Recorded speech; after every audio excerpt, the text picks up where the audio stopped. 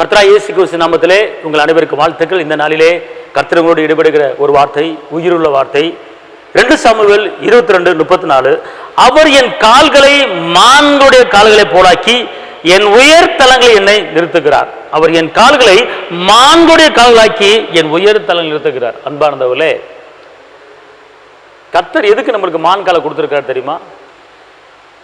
இந்த மானு ரொம்ப ஸ்பீடா ஓடி தன்னை காத்துக்கொள்ளக்கூடிய ஒரு திறம்படைத்த கர்த்தர் அப்படிப்பட்ட கிருபையை கொடுத்திருக்கிறார். பார்த்துக்கொள்ளுங்க. மானுக்கு சில கிருபைகளை கொடுத்திருக்கிறார் கர்த்தர். அன்பார்ந்தவர்களே, இந்த மானுக்கு ஒரு ரகசியம் இருக்கு. என்ன தெரியுமா? மானு ஒரு 10 அடி தாண்டி ஓடக்கூடிய மானு. அடுத்து பார்த்துக்கொள்ளுங்க, நடு காட்டில் கொண்டு போய் ஒரு தண்ணி இல்லாத காட்டுல நீங்க மானை கூட்டி போய் வச்சுட்டு நின்றுட்டு தண்ணிக்கு நீங்க தேட வேண்டிய அவசியம் கிடையாது. ஒரு ரகசியம், தண்ணி எங்க இருக்கோ அந்த இடத்த தேடி மானு போகும். பார்த்துக்கோ. ஒரு நடுக்காட்டுக்குள்ள நீ போய் நிக்கிறேன்னு வச்சுக்கொள்ளுங்களேன், தண்ணி குடிக்க தண்ணி தாங்க எடுக்குது, கிழக்கு பக்கம் இருக்கா மேற்கு பக்கம் இருக்கா, குளம் எங்கிட்டு இருக்கு, தண்ணி எங்க எந்த பக்கம் கிடக்கு அப்படிங்க தேடுவோம் நம்ம.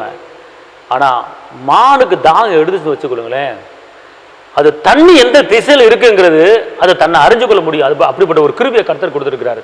அது நேராக தண்ணி இருக்கிற இடத்துக்கு போய் தண்ணி குடிக்கும் பாருங்க, அது பின்னாடி நம்மளும் போய் நம்மளும் தண்ணியை குடிச்சுக்குவோம்.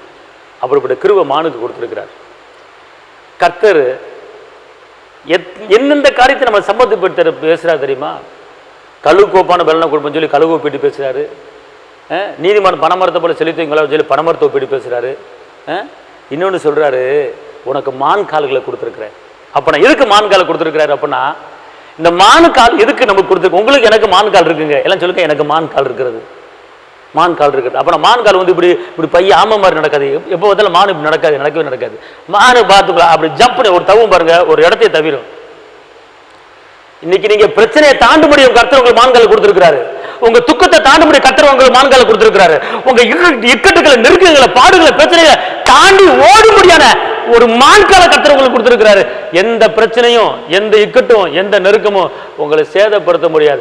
அதை கீழே போட்டு மிதிச்சு அல்லது அதை தாண்டி ஓடுறதுக்கு கர்த்தர் உங்களுக்கும் எனக்கும் மான்கால கொடுத்திருக்கிறாரு. ஹல்லேலூயா.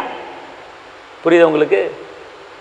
எல்லாம் சொல்லுங்க, கர்த்தர் எனக்கு மான்கால கொடுத்திருக்கிறார். எதுக்கு மான்கால கொடுத்திருக்கிறாரு?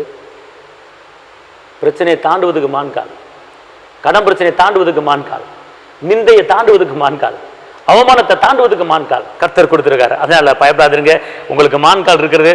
எல்லா பிரச்சனையும் எல்லா துக்கத்தையும் தாண்டி தாண்டி ஓடிட்டே இருப்பீங்க. ஜெயம் உங்களுக்கு. அல்லேலூயா. கர்த்தர் பெரிய கரைச்சவர் உங்களுக்கு நான் ஜெபிக்கிறேன். தகப்பனே இயேசுப்பா, உம்மை நன்றியோடு துதிக்கிறேன், ஸ்தோத்திரிக்கிறேன். ஆண்டவர், நீர் எங்களுக்கு மான் கால்களை கொடுத்திருக்கிற உமக்கு ஸ்தோத்திரம். இந்த நாளிலே உடைய கிருபையும் உடைய பலனும் உடைய வல்லமையும் உடைய அற்புதமும் உடைய அதிசயம் எங்களோடு இருக்கட்டும். நினைப்பதுக்கு வேண்டுவதற்கு மேலான காரியம் செய்யுங்க. இந்த நிகழ்ச்சியை இந்த பார்த்து கொண்டிருக்கிற தேவ பிள்ளைகளுக்கு எத்தனை பிரச்சனை இருந்தாலும் பிரச்சனையை தாண்டும்படியான, எத்தனை நெருக்கம் இருந்தாலும் இந்த நெருக்கங்களை தாண்டும்படியான, எத்தனை பலவீன போராட்டங்கள் இருந்தாலும் அதை தாண்டும்படியான ஒரு மான் கால்கள் கொடுத்து பிள்ளைகளை வாழ வைங்க தகப்பனே. நீங்க அப்படி செய்ய போறதுக்கு நன்றி. இயேசுவின் நாமத்தில் பிதாவே, ஆமென். கர்த்தர் உங்களை ஆசீர்வதிப்பார். தேவனுக்கு மகிமை.